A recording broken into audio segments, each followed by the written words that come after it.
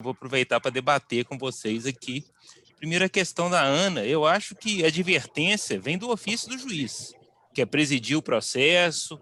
Então, ele tem que ir sem moderação, advertência sem moderação. Se as pessoas quiserem assim, não, mas ele tem que ter o fundamento legal. Então, o primeiro fundamento legal, a gente vai lá no artigo 129, o inciso 7º do ECA. São medidas aplicáveis aos pais ou responsáveis, advertência. Então, advertiu, é igual na questão da palestra da Bruna Vidal. A audiência inicial. Se uma das partes vira para o juiz, por que você não quer que a mãe conviva com o filho? Ah, não, porque eu não quero. Mas por que você não quer? Porque eu não quero. Mas não tem fundamento? Não, não tem, porque eu não quero. Potestividade minha. Aí o juiz tem que advertir. Fala, não, mas espera aí, não é seu objeto, já adverte aí. Aí se a gente for voltar para a lei de alienação parental, ela fala que para o juiz advertir, ele tem que declarar o ato, o indício de ato. Então pode ser duas advertências. Ele pode advertir primeiro e depois, se ele declarar o ato, ele adverte novamente. Aí agora eu vou fazer uma coisa aqui que eu espero que a Renata não puxe a minha orelha, que eu vou aumentar o escopo da pergunta da palestra da Líbera, porque eu acho que a multa não deve ser direcionada nem à criança ou adolescente e nem ao familiar alienado. Isso daí, eu acho que a gente está diante de alienação parental, que é uma situação muito sensível. E eu costumo fazer uma metáfora que a alienação parental é fogo. Então a gente tem que ter muito cuidado com o que a gente vai fazer, se a gente vai jogar gasolina ou se a gente vai jogar água. E eu acho que se a gente direcionar para o familiar alienado, a gente está dando força para a narrativa do alienador. Vai falar, viu, sua mãe, seu pai, seu avô, ele está interessado no dinheiro, por isso que ele está fazendo isso. Por causa que, além dele me falar que eu estou te impedindo de fazer isso com ele está ganhando nas nossas costas. O objetivo dele é o dinheiro, não é você. Então, você incrementa a narrativa. E se for direcionado para criança e para adolescente também, isso vai gerar um conflito muito grande para criança e para adolescente. Ele já tem um conflito de lealdade, às vezes instalado com o alienador, que ele vai virar, viu, ó, o dinheiro que era para sustento aqui de casa, a gente está tendo que depositar nessa conta aqui para você, isso daqui está fazendo falta. E realmente isso daí pode chegar até a fazer falta mesmo para a criança, para o sustento, para a manutenção da criança. E qualquer juiz, imagino eu, que tiver uma conta dessa para criança, em dinheiro, depositado, que até o genitor alienador, que geralmente é quem detém a guarda, e detém a guarda, ele tem o usufruto dos bens do filho. Ele pedir para o juiz a liberação dessa verba para arcar com despesas de alimentação, com despesas de escola, nem o juiz vai se negar, porque o fundamento aí é a dignidade da pessoa humana. Então vai muito no espírito do que a Líbera falou, é o artigo 249, que fala que descumprimento do poder familiar. Se o juiz usa o 249, o destinatário da multa é o Estado. E o destinatário da multa sendo o Estado, você tem outra vantagem, que você não amplia o rol das ações, porque quem vai cobrar isso é o Estado. Então, o Estado é terceiro. Ele não tem nada a ver com essa situação. Mas se deixar em nome da criança, quem que vai ter que fazer? Vai ser o Ministério Público que vai ter que executar. E vai ser dentro do mesmo processo. Aí vai exacerbar esse confronto. E pior ainda se for o alienado, o familiar alienado que tiver que entrar, que ele vai entrar com uma outra ação também que vai aumentar, vai proliferar o número de ações. Então, eu fico mais à vontade em pensar essa questão do Estado, aí a gente volta para o artigo 6º, que além, passada a advertência do artigo 129, inciso 7 do ECA, que pode ser a qualquer momento, e que o juiz pode fazer sem moderação nenhuma, a gente vai no artigo 6º. O primeiro degrau que ele fala para o juiz, olha, declarada a ocorrência de alienação parental, tem que advertir o alienador. Só essa advertência já é uma decisão judicial. Se essa advertência não der efeito, ele vai ter que ampliar o regime de convivência em favor do genitor alienado.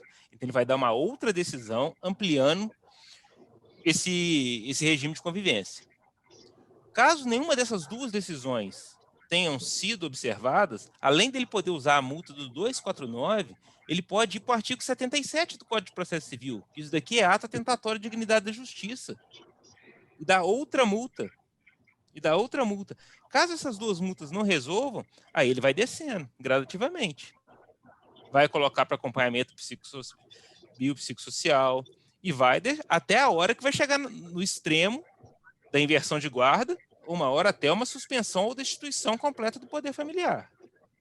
Então, eu acho que a gente tem que ir sopesando essas coisas. Eu acho que, às vezes, o juiz fica muito melindrado para fazer isso. Aí eu vou voltar para a palestra da Bruna Barbieri, que eu acho que se colocar como alienação familiar fica mais palatável para todos os envolvidos, advertir, multar, inverter uma guarda, porque você tira aquela impressão que que o judiciário está esmicuindo numa coisa de pai e mãe. Fala assim, não, pai e mãe que tem que educar o filho, eu não posso entrar nessa seara. Mas não, a gente trabalha muito focado no 227, só que a gente esquece do 226 da Constituição, que ele fala que a família é o alicerce do Estado. E o juiz, é dever dele, como Estado, representante do Estado, criar mecanismos para coibir essa violência familiar. Então, o juiz, eu não preciso pedir nada para o juiz, é mandamento constitucional direcionado para ele. A função dele ali é uma função que ele tem que zelar pelos interesses. Nesse processo, não é só o Ministério Público que vai zelar pelos interesses. O Ministério Público está ali para zelar pelo interesse da criança e do adolescente. O juiz está ali para evitar, para criar mecanismos no poder geral de cautela dele para coibir a violência familiar. Isso daí não precisa estar na lei de alienação parental, isso daí é da função jurisdicional. O juiz tem que ter essa responsabilidade, ele não pode lavar as mãos. E a gente fica muito discutindo também o interesse primário, o que tem que ser absolutamente resguardado da forma mais integral e prioritária possível, é o da criança e do adolescente envolvido. O segundo interesse que ele tem que resguardar não é o do pai, não é o da mãe, não é o do avô que está envolvido.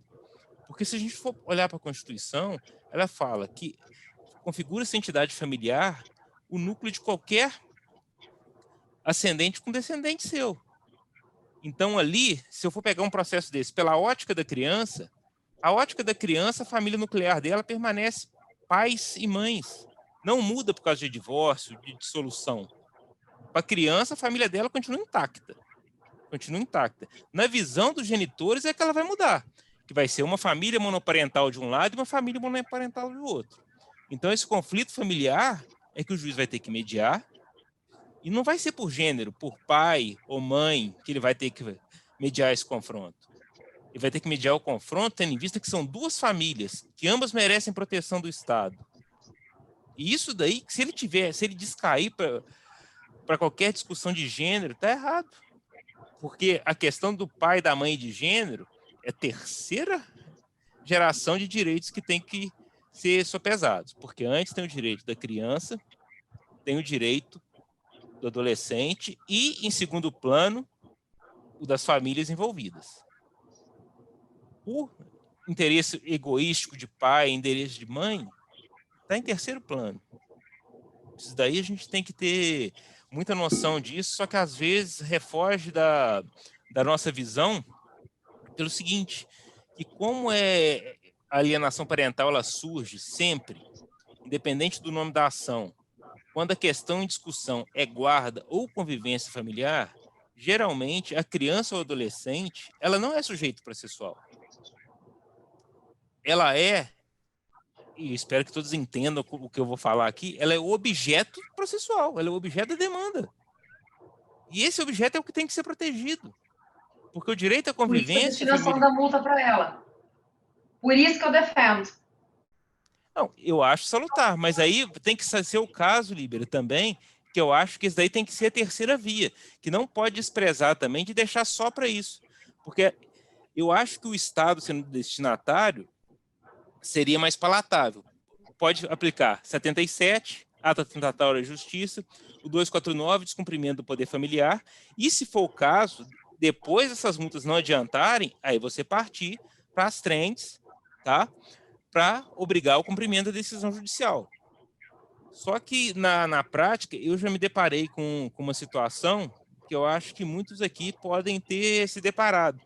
Eu já pedi para fixar as trends, isso daí tem acordo do STJ falando que é possível fixar, só que o juiz, ele saca um argumento que é muito difícil de você rebater ou de você contra-argumentar para se chegar no quantum, que é o seguinte, é invalorável o direito à convivência. Aí, essa valoração... Mas e o 537 do CPC, Fernando? Se Não, eu tenho um sim. acordo pré-fixado, é um cumprimento de uma obrigação de fazer. Cumprimento de obrigação é pelo 537 não, do CPC, não precisa nem necessariamente, né? Com certeza, eu estou falando só o quantum dessa multa. Que ela também não pode ser, atendendo à condição socioeconômica das partes, um valor irrisório. Ela também não vai poder ser um valor muito alto. E Sim. tem que ter limitação. Tem que ter limitação. E é o que o Rodrigo... Tem a consideração... Pode falar, Ana. Não, tem em consideração também o poder econômico, o poder aquisitivo de cada da parte, né? Sim, foi. São os pressupostos que o próprio STJ, né, Ana, utiliza, né? São equidades, a situação, né, do exequente, do executado, reiterar os números, utilizar critérios de proporcionalidade. Mas se a gente for pensar assim, Fernando, desculpa te interromper, a gente não teria, por exemplo, uma aplicação de dano moral, a gente não teria... como mensurar uma dor de uma mãe que perde filho? Como mensurar? Então, eu não posso restringir. A questão é, e aqui eu olho aqui, não estou falando só como professora, estou falando como advogada. Em muitas situações, a multa, ela é extremamente eficaz, porque a pessoa, e naqueles casos que eu falei, casos iniciais, casos de reiteradas, né, que não cumpre, né, o determinado, os horários, os dias, a forma de entrega, ela se demonstra muito eficaz, sim. Eu entendo, ao meu ver, que ela é muito eficaz, mas lógico que o juiz ele tem que fazer um exercício aqui de equidade, de analisar o caso concreto justamente para ter efetividade, né? Porque, efetivamente, uma pessoa que não tem condições, eu falar que ela vai incidir uma multa de R$1.000, independente de quem for o beneficiário, isso, infelizmente, não vai ter qualquer resultado prático efetivo nesse caso, né? Então, mas a gente vê que interessante, que bom esse debate, né, Fernando? Porque aqui, nós dois aqui, a gente diverge, né? E é exatamente isso que a pesquisa nos mostrou, que ainda há uma grande divergência. E por que a gente, então... E também pensar, se a lei não colocou um destinatário, será que, então, não cabe ao juiz analisar quem cabe naquele caso concreto, específico? Então, talvez essa seja a intenção também da lei, de trazer esta possibilidade e de se aplicar mais. Então, esse debate é muito interessante da gente fazer, né? Não, sim, Olívia, se tem duas pessoas que eu adoro discordar, é você e a Bruna Barbieri, que a gente vai discussão. Mas eu acho o seguinte... Aqui no Rio de Janeiro vai para o fundo da infância. Tem fundos da infância, exatamente, é aplicado para fundo de infância. Também é uma possibilidade, né, Ana? Muito interessante também. Olívia, mas acho que até por falta da previsão legal, aqui alguns juízes direcionam para o fundo da infância. Eu não vi nada de diferente ainda. Eu já pedi para converter em tratamento para a criança, né? Para o alienador pagar o tratamento da criança. Mas... a Gisele está chamando a atenção aqui, Ana. Mas daí... A Gisele está chamando a atenção que o dinheiro também tem um valor simbólico, né? Então, existe um simbolismo também nessa multa. Exato. E a Ana, quando ela trouxe essa experiência dela do Rio de Janeiro, e nós estávamos ainda formulando as perguntas para o questionário, nós queríamos colocar essa terceira possibilidade na lei. Verdade. E aí, quando foi para a peneira final ali no questionário, as pessoas falaram, não, mas né, quem imagina, ou é alienado é criança, não tem uma terceira via. E há uma terceira via, tanto que nós estamos aqui debatendo essa terceira via. Né? Então, só para poder puxar um pouco, Libra, você acha que a falta de previsão para de quem é o destinatário dessa multa, né? Assim, quem é que vai receber esse valor? impede que a gente tenha uma aplicação mais ampla da lei? Você acha que esse dispositivo termina caindo em desuso? Porque aqui em Brasília mesmo a gente vai muito pela multa do CPC, né, do descumprimento, a determinações, a convivência, mas a gente não tem a multa da lei da alienação parental sendo aplicada.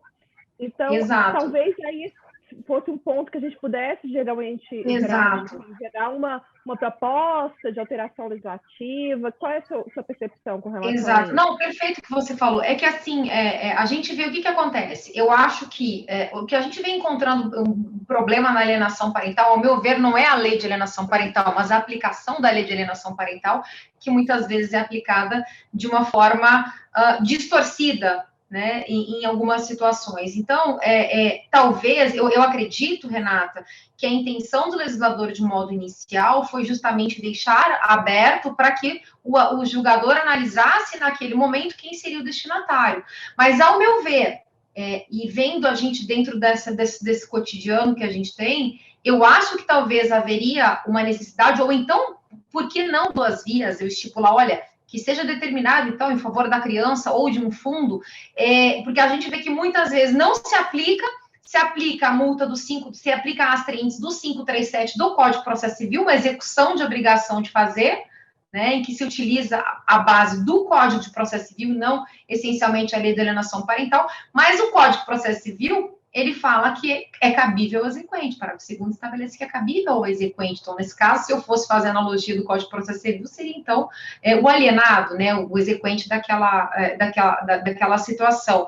Então, ao meu ver, eu acho que a intenção inicial do legislador foi justamente para que o juiz tivesse esse poder geral de cautela e analisasse dentro da situação, mas eu acredito que se a gente, de uma forma, delimitar, seja em favor da criança ou em favor, eventualmente, de um fundo, por exemplo, efetivamente, e eu sou contra a destinação para o alienado, até falando aqui também o que o Fernando disse, o que eu também reafirmei ali, para que a multa não seja utilizada como um instrumento de vingança e que amplie efetivamente essa litigiosidade, né? Ela tem uma função essencial, ela tem uma função coercitiva, preventiva, essencial. Então, ao meu ver, eu acho que a gente pode se encaminhar nesse sentido, até para a gente poder dar um norte e a gente ter uma aplicação mais concreta e mais resolutiva nos casos de alienação parental. Eu acho, Renata, Libriana, que até a questão, acho que não sei nem se é o caso de delimitar na lei, que às vezes deixando cada juiz mais confortável para o entendimento dele, um acha que tem que ser para o alienado, o outro acha que tem que ser para a criança, outro acha que tem que ser para o fundo, mas eu acho que o ponto essencial que a gente não pode deixar passar, até que a Gisele comentou aqui no chat, é o seguinte: a multa não é o fim do processo.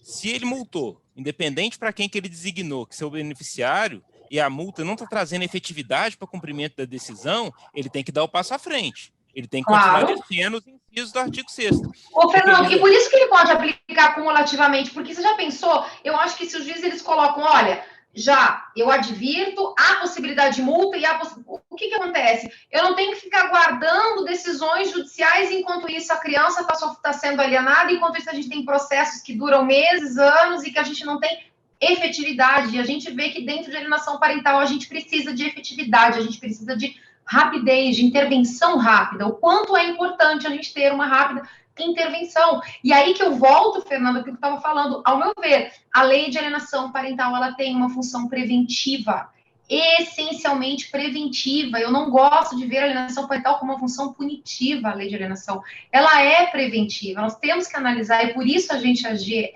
rápido. Lógico que o juiz, é o que você falou, ele vai graduando, mas a gente tem que ver a preservação do direito fundamental. Por isso a importância da ação, de uma atitude efetiva do juiz logo no início do processo.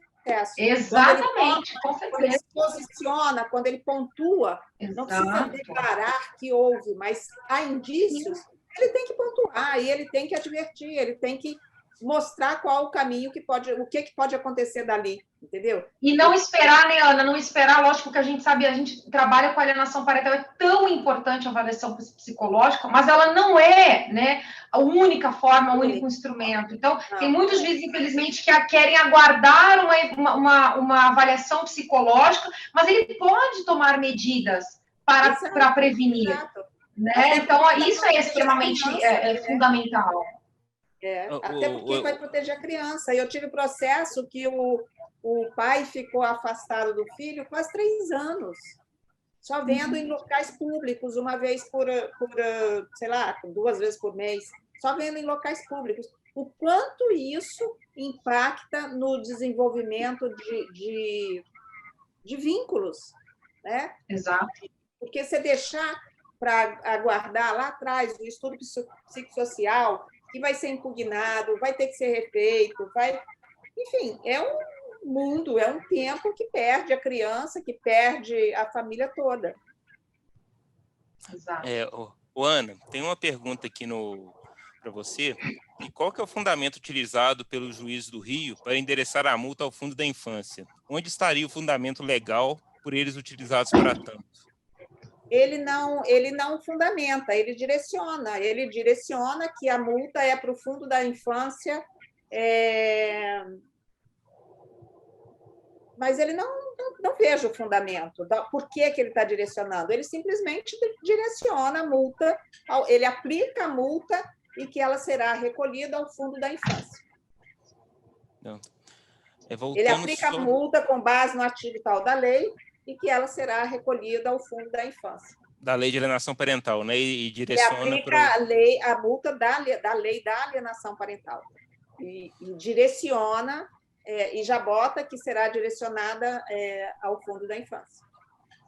Voltando só à questão da lei ser protetiva, eu acho que tem uma armadilha que eu acho que a gente tem que fugir dela, é que o debate, como é que foi colocado no Senado para a revogação da lei, é muito no sentido que a lei está afastando mãe de filho, que a lei está punindo mães. E a gente entrou nessa narrativa. E fazendo uma comparação aqui, a Lei Maria da Penha, ninguém discorda que ela é uma lei protetiva. Tanto é que as ações que tem na lei, todo mundo fala, associa Lei Maria da Penha e medida protetiva. Tanto é porque ela tem esse viés protetivo enraizado na mente de todo mundo, a aplicação dela já foi extensiva para várias coisas. Aplica para pessoas que dividem uma república quando são de sexo feminino, até babá, no âmbito doméstico, empregado doméstico, está se aplicando a Maria da Penha. E a lei de alienação parental, por ter essa propaganda que ela é punitiva, todo mundo fica com medo, achando que ela tem que ser aplicação restrita, ninguém tem coragem de expandir. Se a gente conseguir colocar esse viés, que é a alienação familiar, trazer o idoso para a gente, porque a alienação familiar é feita contra o idoso também, para isso daí dar essa conotação protetiva, a gente vai começar a galgar passos para aumentar a abrangência. Eu acho que a lei de alienação parental aplica-se até a mulher em estado de violência doméstica, onde o marido quer afastar ela do resto da família. Então, eu acho que a gente tem que ir prolongando esse debate e cada vez enriquecendo ele mais. E olhar também que a lei de alienação parental, ela é uma árvore que tem no meio da floresta de medidas de proteção para criança e adolescente e da família. Porque a gente olhando desse jeito, a gente vai trazer muito mais frutos e vai extrair da lei toda a essência que o legislador trouxe para ela, que é a proteção efetiva da criança, do adolescente e da família.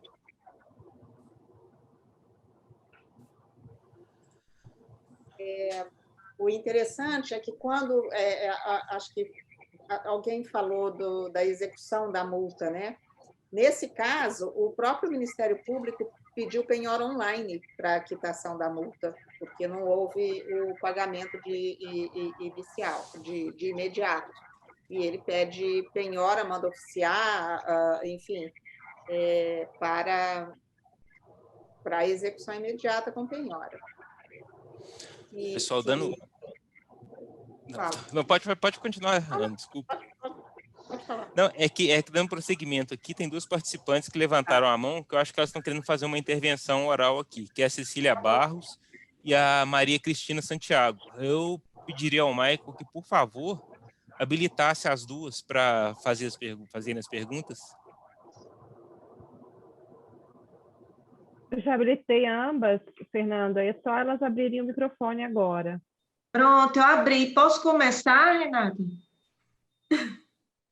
Gente, primeiro, assim, parabenizar todos vocês aí do painel, tá maravilhoso, mas eu queria só contribuir, inclusive eu já tinha posto aqui no chat, a gente não tem dúvidas de que a lei de alienação parental, ela guarda em si essa característica de prevenção, mas é importante também que nós reforcemos que ela também traz em si esse caráter sancionatório, até mesmo para poder efetivar essa teleologia preventiva, se não houvesse nenhuma sanção a ser imposta, não haveria como, por assim dizer, ela alcançar essa finalidade de prevenção.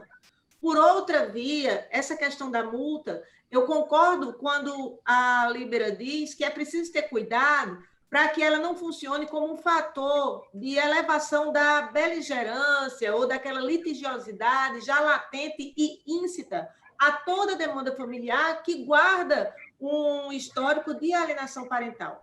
Então, assim, a riqueza desse ciclo de debates, e é, portanto, importante, por isso que eu pedi a palavra, para que todos que estejam aqui presentes participem, tragam as suas contribuições, para que realmente esse ciclo possa alcançar a finalidade para a qual ele foi idealizado, que é ouvir a sociedade, ouvir a comunidade. É como se nós tivéssemos a oportunidade de estar em uma grande audiência pública, unindo os vários estados da federação para discutir um tema da mais alta importância.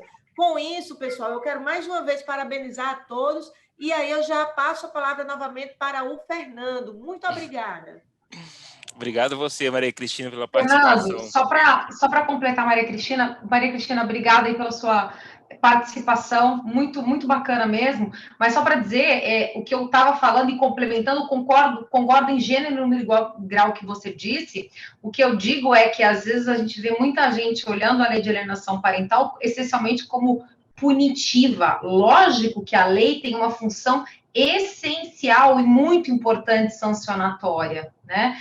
O que eu digo da gente olhar ela como preventiva é justamente para que a gente utilize os mecanismos aqui, já desde o início do processo, até como a Ana disse, que sejam tomadas medidas efetivas de advertência, de multa, para que não se aguarde, né, o final do processo, e aí a gente já tenha uma situação que, às vezes, naquele início, poderia ser resolvido com um simples ato, e que acaba, na verdade, infelizmente, se transformando efetivamente num caso de alienação parental grave. Então, é nesse sentido que eu digo, mas a função, sim, ela é preventiva, mas também sancionatória.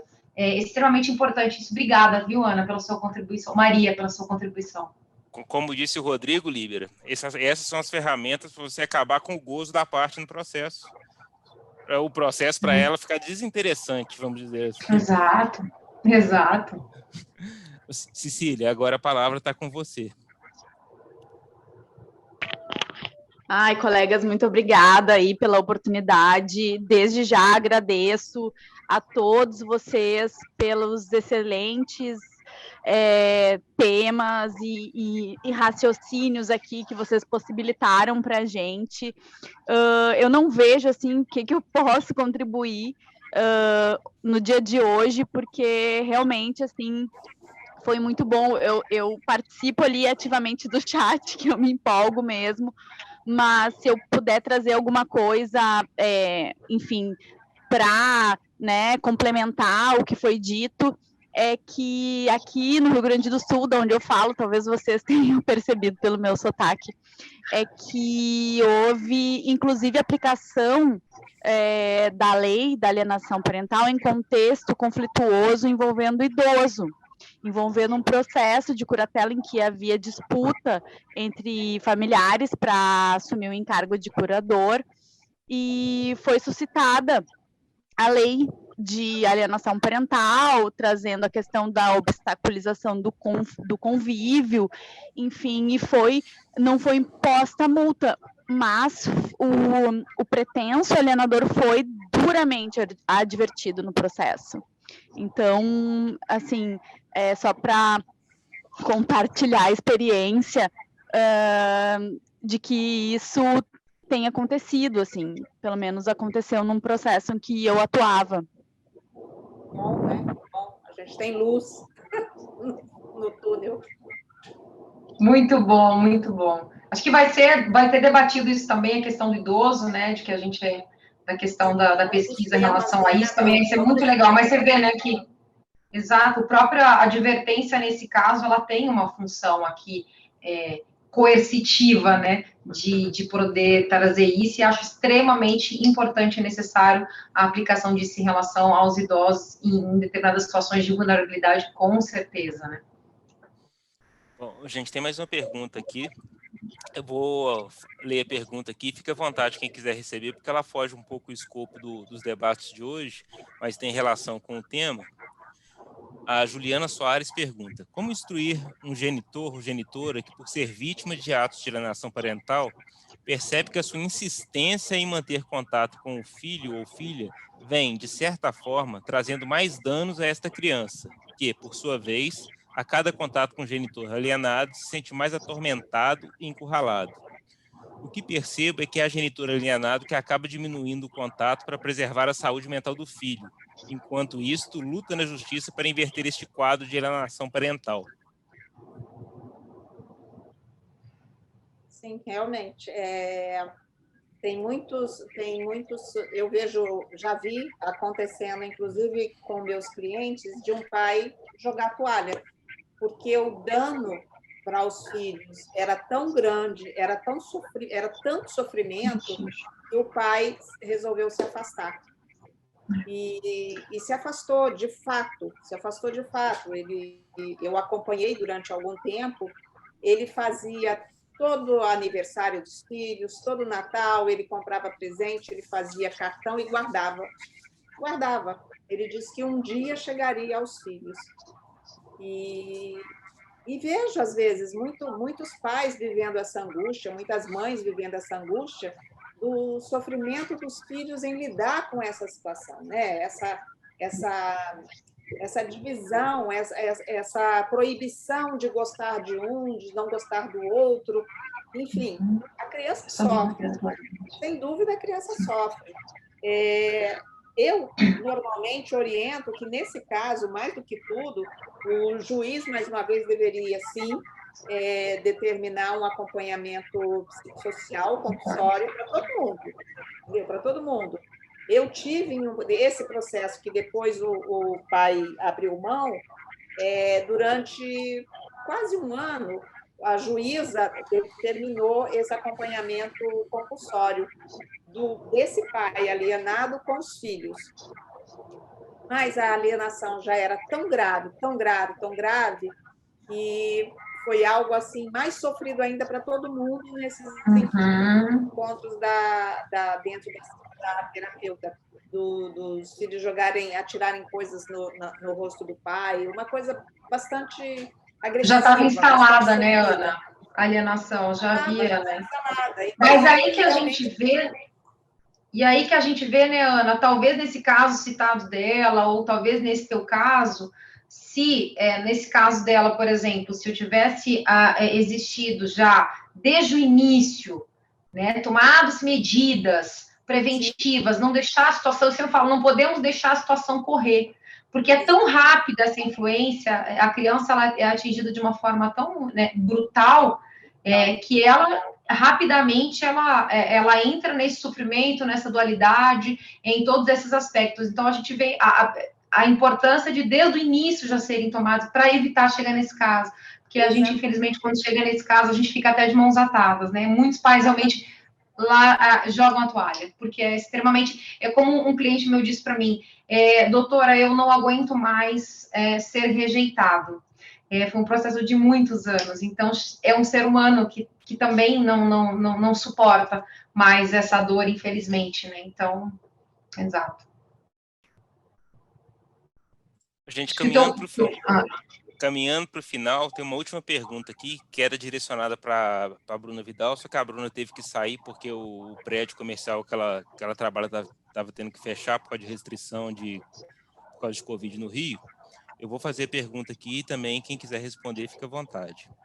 A audiência prévia não aumentaria ainda mais a demora na prestação jurisdicional? O magistrado poderia ter essa percepção da ocorrência da alienação parental a partir de um encontro com a audiência simplesmente seria suficiente para a verificação da violência perpetrada contra a criança?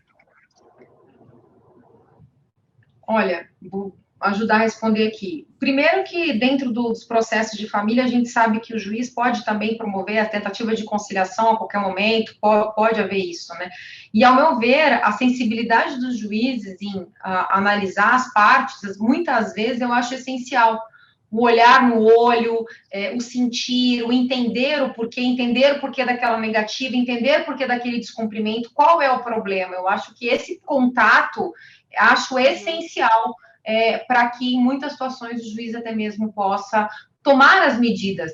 Às vezes, o juiz se sente mais confortável de tomar essas medidas após essa audiência, justamente para ele poder tomar medidas mais eficazes e assertivas. Ao meu ver, ela não traz uma demora na prestação jurisdicional, ela pode sim se demonstrar, em muitas situações, até mais eficaz do que uma decisão tomada com base nos documentos essenciais, somente. Até porque, quando as partes estão na frente do juiz, tem uma autoridade, tem um poder ali se dirigindo a elas, né?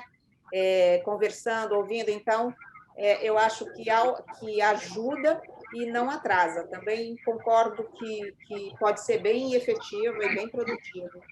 Eu vou na mesma linha de vocês duas e eu vou falar até de uma forma assim, um tanto quanto chula. Eu acho que eu já vi muito juiz dar um belo de um puxão de orelha nas partes na audiência, ter muito mais efeito do que qualquer sentença no papel. Então, o que a Bruna Vidal falou, ele vê que tem a pessoa de autoridade ali, que eles tanto queriam ver no processo, eles se sentem, eu vou dizer, até de uma forma acolhidos, que era isso que eles queriam. O juiz demonstra, tem autoridade, eu estou vendo, eu sei o que está se passando aqui. Se não mudar, eu vou tomar providência.